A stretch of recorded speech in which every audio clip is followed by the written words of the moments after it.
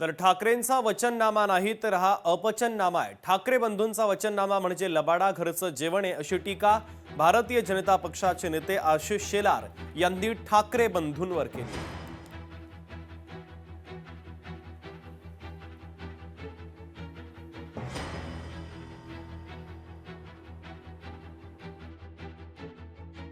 हा डवळा वचननामा नाही अपचननामा आहे। आणि आता आम्ही काढणार आहोत ते पुस्तक वचननामा नाही, तुमच्या भ्रष्टाचाराचा कारनामा। या कारनाम्याची मालिका काढणार आहोत। देवनारच्या डम्पिंग ग्राउंडचा उल्लेख करताय।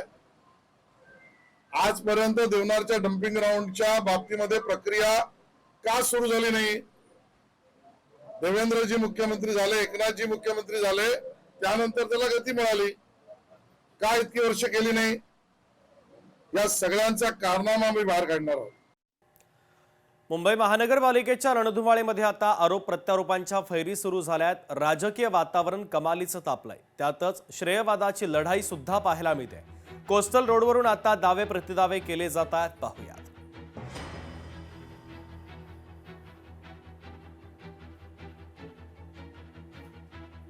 मला तर आता असं लक्षात आलं आहे की मुंबईमध्ये निवडणुकीमध्ये श्रेय चोरणारी टोळी सक्रिय झाली आहे आणि या टोळीमध्ये काही अबोध बालक देखील आहेत जे श्रेय चोरण्याचा प्रयत्न करतायत। म्हणतात सगळं आम्हीच केलं, या ठिकाणी कोस्टल रोड आम्हीच केला। लोकशाही मराठी ऐका, पहा, जागरूक रहा।